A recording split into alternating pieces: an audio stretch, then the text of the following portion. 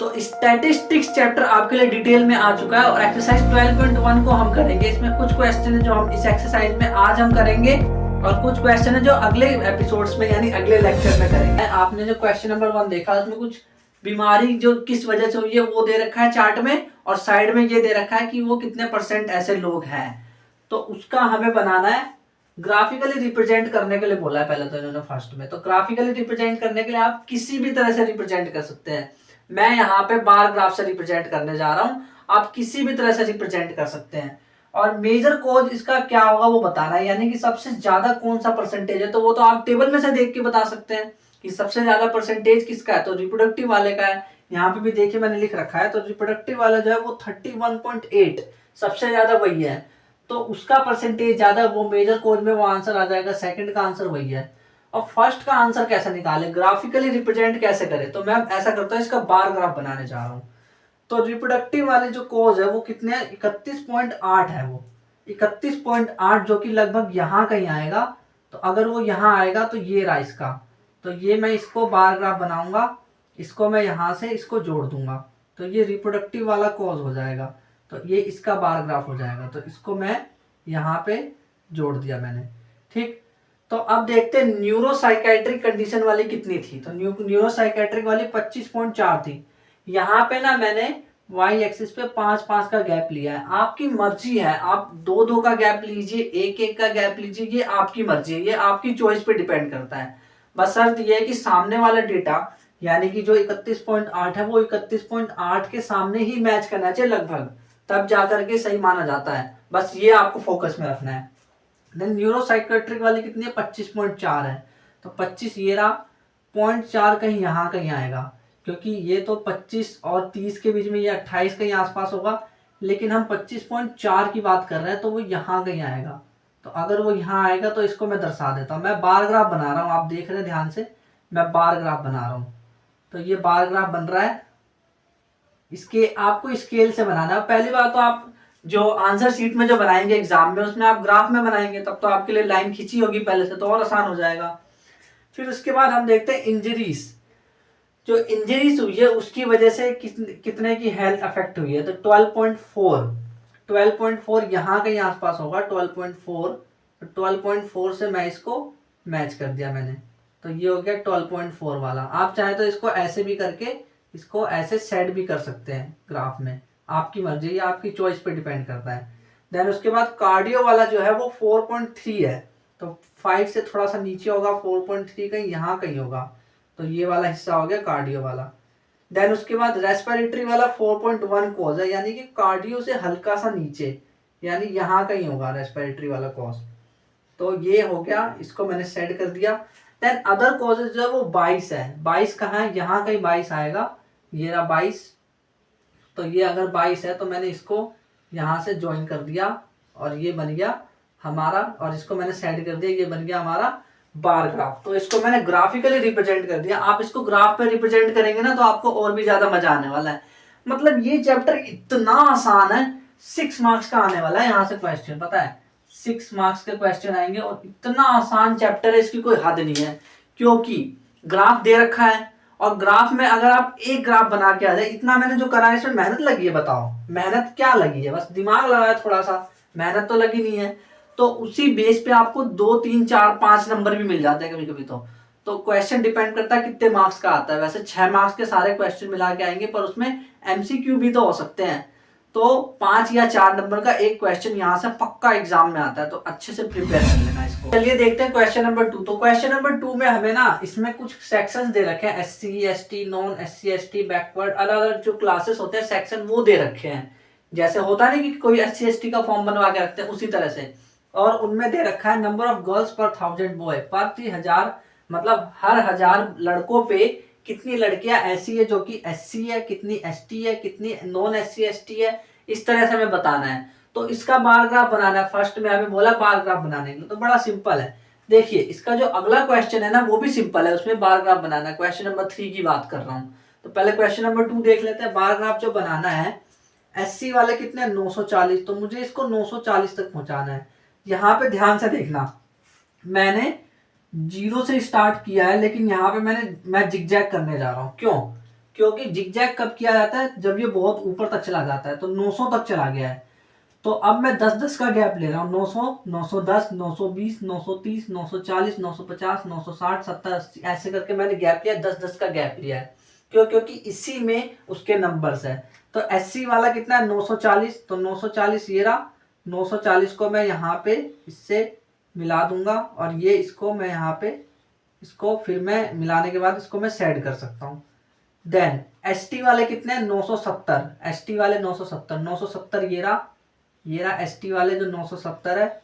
इसको मैं अच्छे से, आपको ना अच्छे से बनाना है, सुंदर सा एकदम मस्त एकदम ग्राफ बनाना है। देन उसके बाद नॉन एसटी एसटी वाले कितने हैं? वो 920 है। तो 920 कहाँ है? 920 ये रहा। तो अगर 920 ये है तो 920 से मैंने 920 के बराबर कर दिया।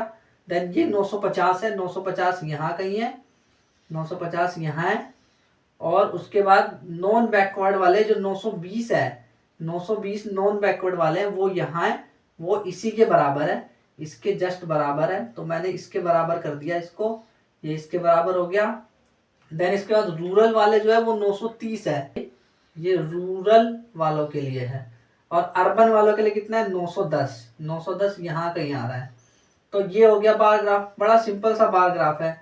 इसी तरह से बार ग्राफ बनता है, आप इसको सेट कर दो। ठीक है, तो पहला सवाल तो हो गया बार ग्राफ बनने वाला। अब कंक्लूजन निकालना है। तो कंक्लूजन क्या निकालोगे? कंक्लूजन सिंपल सा ये निकाल दो कि जो नॉन SC ST है और नॉन बैकवर्ड है वो इक्वल है, वो बराबर है। ये कंक्लूजन निकाल दो। या फिर ये बोल दो कि सबसे हाईएस्ट कौन है? ST वाले हैं जो कि 970 है। या फिर ये बोल दो कि सबसे कम कौन है? अर्बन वाले हैं।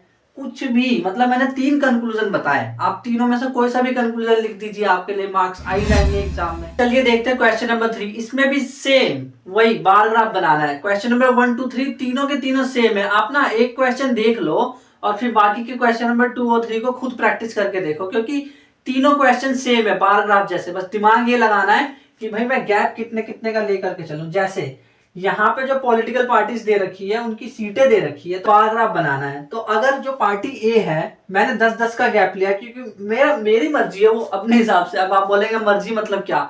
तो इसमें सच्ची में मर्जी नाम की चीज है कि आप ना अपने मर्जी से जितना चाहे उतना गैप ले सकते हैं। आप 5-5 का गैप ले सकते हैं, यानी 5, 10, 15 ऐसे करके कर सकते हैं। पर मैंने यहाँ पे 10-10 का गैप लिया, मेरी मर्जी है इसमें। ठीक है, तो आप इसके अकॉर्डिंग आप जिस तरह से ग्राफ बनाना चाहे बना सकते हैं। बट ये याद रखना कि अगर वो 75 है तो 75 वाले के सामने ही जाना चाहिए। फॉर एग्जाम्पल ये 75 है, तो 75 70 80 के जस्ट बीच में होगा, तो यहाँ कहीं होगा 75। तो 75 का जो मैंने है बार ग्राफ बनाया, इसको मैंने यहाँ पे मैच कर दिया, ये 75 वाले का है। और पॉलिटिकल पार्टी बी का कितना है? 55। तो 55 कहाँ होगा? यहाँ बीच में कहीं होगा, 60 और 50 के एकदम जस्ट बीच में। तो ये हो गया पॉलिटिकल पार्टी बी के लिए। देन उसके बाद पॉलिटिकल पार्टी सी के लिए 37 है। 37 कहाँ होगा? 30 और 40 के बीच में 35 होगा, 35 से हल्का सा ऊपर यहाँ कहीं 37 होगा, तो ये 37 है। देन उसके बाद 29, 29 कहाँ होगा? 30 ये रहा, इससे हल्का सा नीचे होगा, तो 29 ये रहा। देन उसके बाद ई का 10 है। अगर ये 10 है, बड़े भाई बड़ा कम है ये तो 10 है बड़ा कम है। एफ जो है वो 37 है, तो 37 यहाँ कहीं होगा, ये इसी के बराबर हो जाएगा। 37 इसी के बराबर हो जाएगा। तो ये बन गया इसका बार ग्राफ। तो बार ग्राफ तो बन गया। अब पूछा कि मैक्सिमम सीट किस वाली पार्टी के है, तो भाई कौन सा सबसे ऊंचा है? ये, अरे भाई मर जा, तू तो 10 ही लेके आया, चल निकल यहाँ से तो सबसे ज्यादा किसका है? ए वाले का है। तो मैक्सिमम सीट किसकी है? पार्टी ए की है। इतना हलवा हलवा सवाल आता है और मतलब पूछा जाता है और फिर कहते हैं कि भाई लो 4 मार्क्स, बस खत्म, इतना था। एक्सरसाइज 12.1 का क्वेश्चन नंबर 4, ये बहुत ही इंपॉर्टेंट क्वेश्चन है। इसको ना आप लिख के रख लो, इसको आप लिख के रख लो कि ये एग्जाम में आएगा, एग्जाम में आएगा। इसकी गारंटी तो नहीं दे सकता पर ये पक्का, मतलब बहुत इंपॉर्टेंट क्वेश्चन है ये। ठीक है, पेपर मैंने नहीं बनाया, पहले बता दे रहा हूँ, कहीं पेपर में आ जाए बोलो कि आपने तो लग रहा है पेपर पहले से देख रखा था तो पहले से क्यों नहीं बताया। ऐसा नहीं है एग्जाम में आ सकता है, इसके पूरे पूरे चांसेस। अब ऐसा मैं क्यों कह रहा हूँ? क्योंकि वो सारे सवाल तो कोई भी कर लेता, बार ग्राफ बनाना, हिस्टोग्राम बनाना, भाई वो सब तो हलवा है। पर ये कैसे होगा? इसमें ना आपको हिंट दे रखा है, बोला हिस्टोग्राम ड्रॉ करने के लिए, पर एक हिंट भी दे रखा है कि क्लास इंटरवल को पहले कॉन्टिन्यूस बनाना है इसमें। अब ये कॉन्टिन्यूस क्लास सिस्टम क्या होता है, ध्यान से देखना। इसमें इन्होंने लेंथ जो दे रखी है लीव्स की वो 118 से 126 दे रखी है, उसके बाद जो दे रखा है वो 127 से 135 दे रखी है। कॉन्टिन्यूस क्या होता है, अगर यहाँ पे 126 पे खत्म हुआ है और अगर ये 126 से ही शुरू होता तो मैं कहता कॉन्टिन्यूस। यानी कि मुझे पहले उन नंबर्स को, जो पहले वाले की जो ये वाली लिमिट है, ये जो नंबर है और जो बाद का जो डेटा है उसमें जो ये नंबर है वो दोनों सेम होना चाहिए। तो मुझे इसका एक नया क्लास इंटरवल बनाना पड़ेगा। तो इसका नया क्लास इंटरवल कैसे बनाएंगे, तो देखिए 126 पहले वाले में, इस वाले डेटा में 126 बड़ा है और इसमें 127 छोटा है। तो इन दोनों के बीच में 126 से 127 इसके बीच में कितने का गैप है, 1 का गैप है। 127 में से अगर आप 126 माइनस करेंगे तो क्या आएगा, 1। अब वो जो 1 है उसका आप आधा करो तो आएगा 0.5। अब ये जो 0.5 है इसका करना क्या है, तो 0.5 का जब न्यू क्लास इंटरवल बनाएंगे तो इसको मैं बोलूंगा क्लास इंटरवल। तो जो नया क्लास इंटरवल मैं बनाऊंगा उसमें मैं क्या करूंगा, इसमें 118 में जो पहले वाला है, मतलब जो लोअर लिमिट है ना सारी की सारी, लोअर लिमिट में से इस 0.5 को मैं माइनस करूंगा, जबकि अपर लिमिट में मैं 0.5 को जोड़ूंगा। तो मेरा एक नया क्लास इंटरवल तैयार हो जाएगा। देखना 118 में से 0.5 गए तो 117.5 से लेकर के 126 में 0.5 जोड़ा तो 126.5। 127 में से 0.5 घटाएगी, लोअर लिमिट वाले ना सारे के सारे, तो इसमें से 0.5 को घटाना है तो 126.5 आएगा, 126.5। और ये हो जाएगा 135.5, क्योंकि इसमें 0.5 प्लस करना है जबकि इसमें घटाना है। तो ये हो जाएगा 135.5 और ये हो जाएगा 144.5। तो ऐसे क्लास इंटरवल को कंटिन्यू बनाया जाता है। आप बाकी सारा आप फिल करने की कोशिश कीजिए।